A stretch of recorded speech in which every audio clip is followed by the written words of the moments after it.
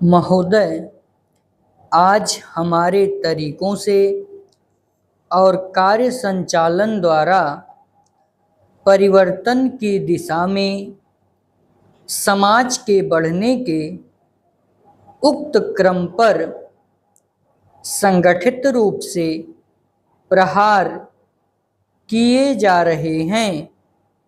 कभी कभी मुझे लगता है कि सही उद्देश्यों का भी इस्तेमाल गलत तरह से किया जाता है, जिससे बृहत्तर उद्देश्यों पर प्रहार किया जाए।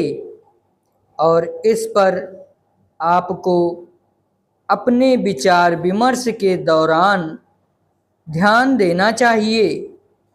काम की बेहतर व्यवस्था का बड़ा महत्व है। इसके लिए अधिक उपयुक्त वेतन आवश्यक होता है। साथ ही काम का स्थान, कमरे आदि भी साफ सुथरे होने चाहिए।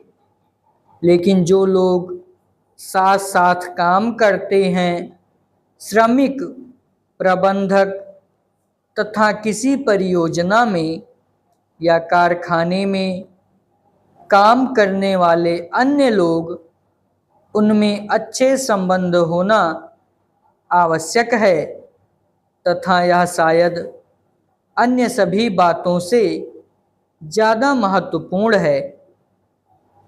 मुझे आशा है कि यह बैठक, ऐसी विचार गोष्ठियाँ और सम्मेलन इस प्रकार से काम के लिए बेहतर वातावरण को संभव बनाएगी। सरकार को काफ़ी कुछ करना है और वह करेगी भी।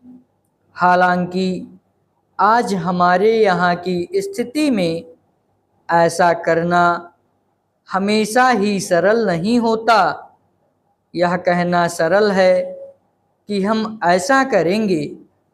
नीति संबंधी निर्णय भी सरलता से लिया जा सकता है, लेकिन किसी निर्णय को समुचित ढंग से लागू कर पाना बहुत कठिन होता है। मैं यह बहाने की खोज के लिए नहीं कह रही हूँ, क्योंकि कठिनाइयाँ हों तो उन पर विजय पानी ही होती है और हम ऐसा करने के लिए कृत संकल्प हैं। लेकिन आपको पता होना चाहिए कि अमुक कठिनाइयाँ हैं और उन पर विजय पाने के लिए केवल इच्छा करने या वक्तव्य देने से काम नहीं चलता। इसके लिए स्थिति को समझना और दृढ़ निश्चय के साथ आगे बढ़ना होता है।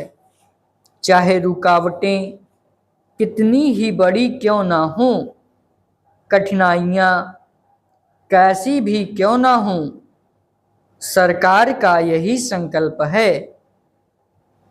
सार्वजनिक क्षेत्र को बहुत महत्वपूर्ण योगदान करना है।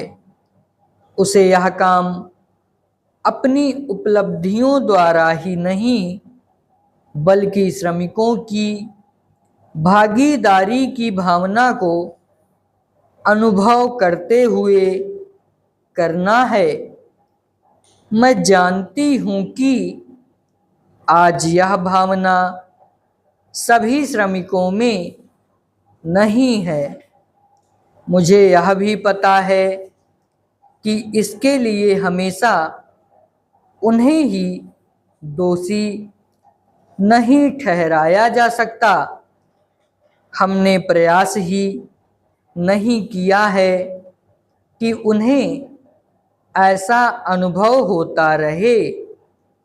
मैं जानती हूँ कि प्रायः जो मजदूर किसी बांध के निर्माण में लगे हैं, उन्हें पता ही नहीं होता कि बांध होता क्या है।